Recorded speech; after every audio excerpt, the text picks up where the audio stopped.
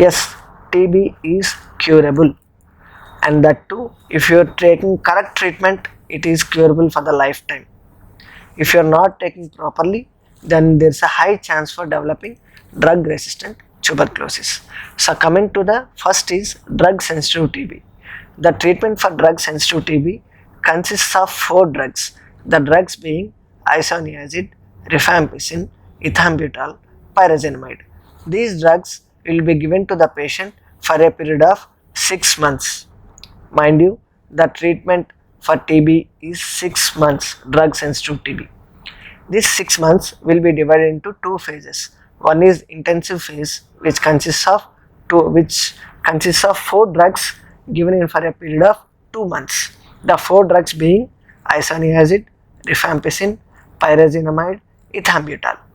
The next 4 months of the 6 months regimen, it will be given. It's called continuation phase, and it consists of 3 drugs. The 3 drugs are being isoniazid, rifampicin, and ethambutol. Pyrazinamide will be omitted from the regimen after 2 months of treatment.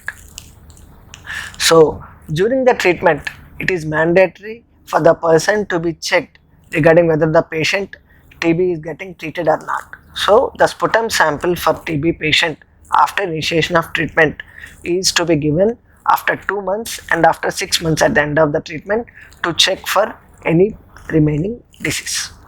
Once 6 months are completed, if a patient is symptom free and everything is normal, the treatment can be stopped and patient will be declared as TB treated.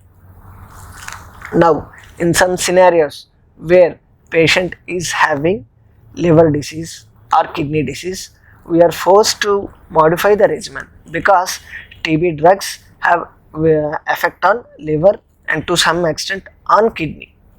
So in case of a liver disease, we cannot give the regular regimen that we have discussed, that is 2 plus 4 6 months regimen with 4 drugs.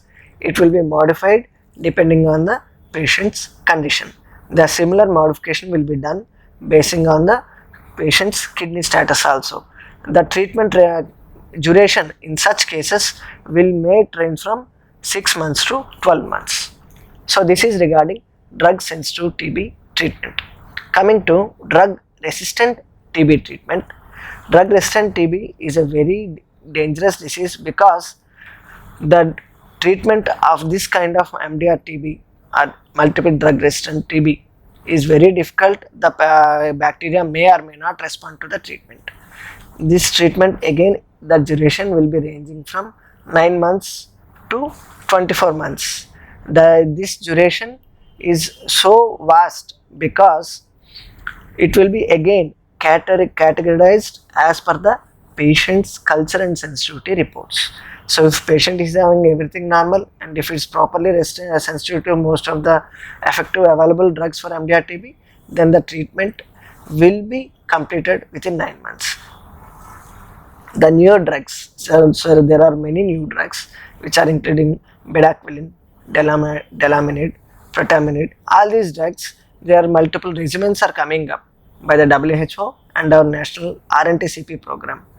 All these will help to decrease the treatment duration. So how to strengthen the lungs after tuberculosis infection? It's once you are treated with tuberculosis, about 40 to 50% of patients will be having some amount of scar tissue in the lung. That means there will be some remaining damage to the lungs.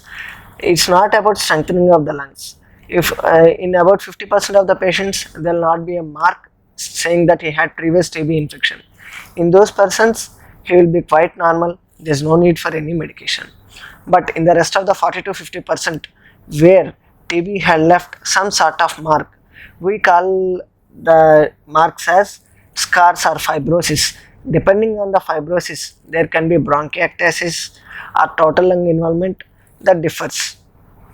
If there is any minimal fibrosis or minimal bronchiectasis, there is no need to worry, lungs are perfectly fine. If the disease is extensive, causing extensive fibrosis as extensive damage leading to extensive bronchiectasis, then in such cases he might be requiring long-term treatment similar to an asthma patient, where he might be required to use inhalers, chest physiotherapy, breathing exercises.